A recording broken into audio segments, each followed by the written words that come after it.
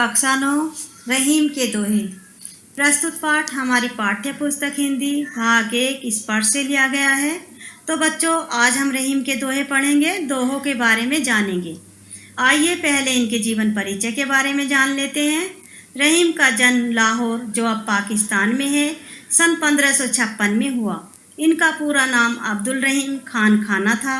रहीम अरबी, फारसी, संस्कृत और हिंदी के अच्छे जानकार थे। रहीम अकबर के नवरत्नों में से एक थे। रहीम के काव्य का मुख्य विषय श्रृंगार, नीति और भक्ति है। इनके नीति परक दोहे ज़्यादा प्रचलित हैं। इनके दोहे सर्वसाधारण को आसानी यानी कि सरलता से याद हो जाते हैं। रहीम बहुत ही लोकप्रिय कवि थे। रहीम का अवधी और ब्रज दोनों भाषाओं पर समान अधिकार था। ये दोहे मानव समाज को सच्चाई एवं अच्छाइयों की ओर प्रेरित करते हैं। व्यक्ति की जिंदगी में इनके दोहे नसीहत देते हैं। इन स्थितियों का सामना होते ही इनका याद आना भी लाजमी है। चलिए दोहे की ओर बढ़ते हैं। दोहा। रहीमन धागा प्रेम का, मत तोड़ो चटकाए, टूटे फिर ना मिले, मिले गांठ परी जाए। शब्दार्थ। चटकाए तोड़ना, परी जाए पड़ जाती है। अर्थ। कवि रहीम अपने इस दोहे में कहते हैं कि प्रेम धागे के समान नाजुक होता है, जिसे जानबूझकर नहीं तोड़ना चाहिए। यदि धागा रूपी प्रेम एक बार टूट जाता है तो वह पहले जैसा नहीं जुड़ पाता। दोबारा जोड़ने पर उसमें अनिवार्यतः गांठ पड़ जाती है। यदि प्रेम संबंध किसी तरह से दोबारा जुड़ भी जाता है, फिर भी दोनों व्यक्तियों के मन में दरार रह जाती है। कवि रहीम कहते हैं इसलिए प्रेम संबंधों की नाजुकता को ध्यान में रखना चाहिए और उसे कभी टूटने नहीं देना चाहिए। दोहा। रहीमन निज मन की विथा, मन ही राखो गोय, सुनी अटी लेहे लोग सब, बाटी न लेहे कोय। शब्दार्थ। निज अपना, विथा दुख, गोय छिपाकर, अटी लेहे मजाक उड़ाना, बाटी बांटना, लेहे लेंगे, कोय कोई। अर्थ। कवि रहीम अपने इस दोहे में कहते हैं कि व्यक्ति को अपने मन की बात मन में ही छिपाकर रखनी चाहिए। उसे दूसरों के सामने नहीं प्रकट करना चाहिए। अगर हम दूसरों के सामने अपना दुख व्यक्त करते हैं, कोई भी हमारे दुख को बांटेगा नहीं, बल्कि मन ही मन खुश होते हैं। इसलिए अपना दुख अपने तक ही सीमित रखना चाहिए। दोहा। एक साधे सब सदे, सब साधे सब जाए, रहीमन मूले सींच वो, फूले फले अघाय। शब्दार्थ। साधे साधने पर, सधे सध जाते हैं, जाए चले जाते हैं, मूले ही जड़, सींच वो सींचने पर, फूले फूल, फले फल, अघाय तृप्त। कवि रहीम अपने इस दोहे में कहते हैं कि सभी कार्यों को एक साथ नहीं करना चाहिए। अगर हम सभी के पीछे भागेंगे तो कोई भी कार्य नहीं हो पाएगा।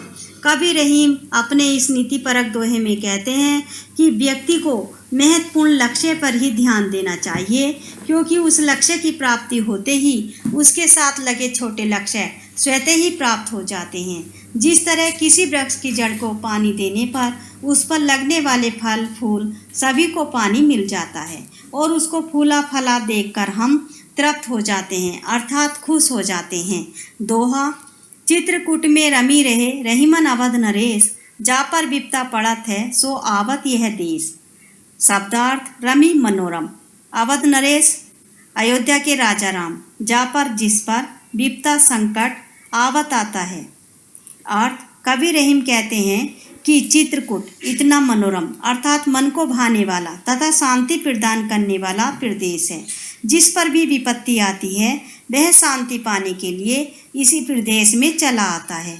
अयोध्या के राजा राम भी विपत्ति के समय इसी प्रदेश में आए थे।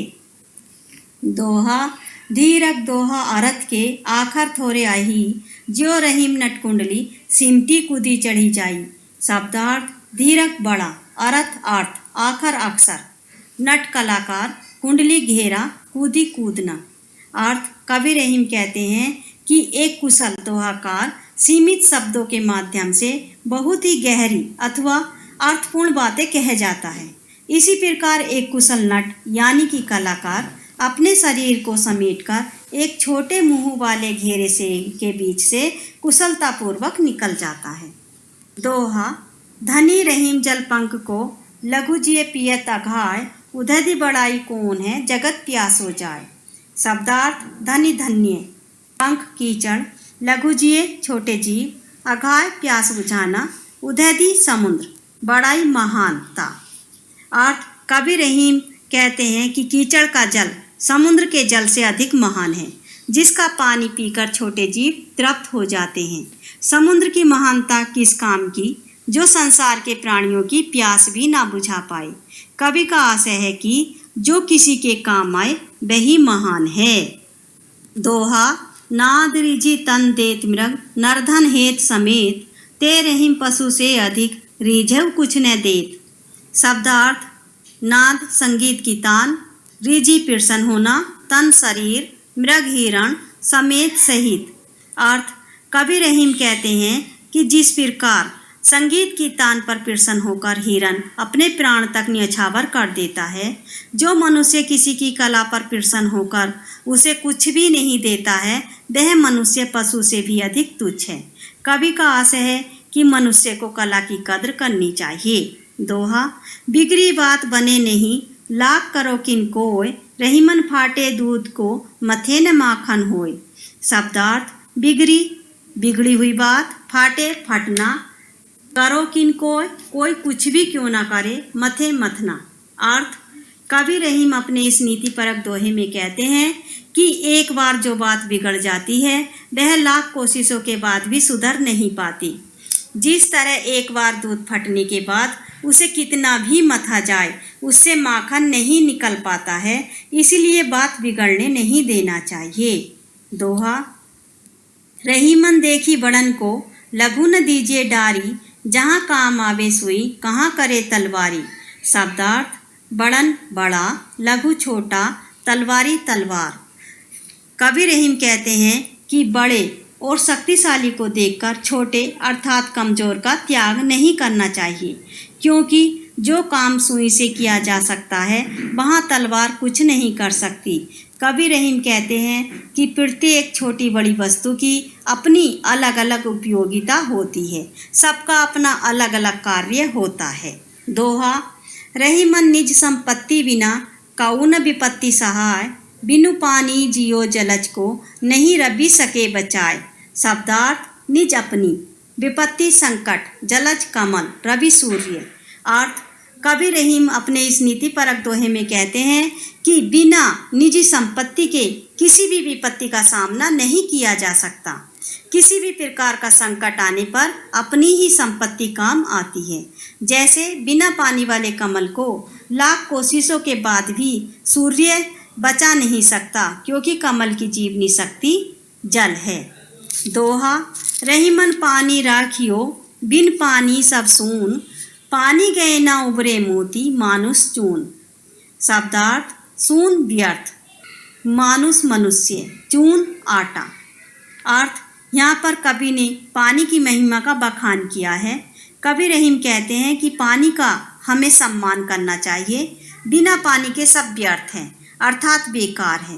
पानी शब्द का प्रयोग 3 संदर्भों में किया है, मोती, मनुष्य और चून। पानी अर्थात मोती, पानी के बिना मोती में चमक नहीं आती। पानी अर्थात मनुष्य, सम्मान के बिना मनुष्य का जीवन व्यर्थ है। पानी अर्थात आटा, बिना पानी के आटे को उपयोग में नहीं लाया जाता। तो बच्चों, हम अगले वीडियो में फिर मिलेंगे। All the very best, bye.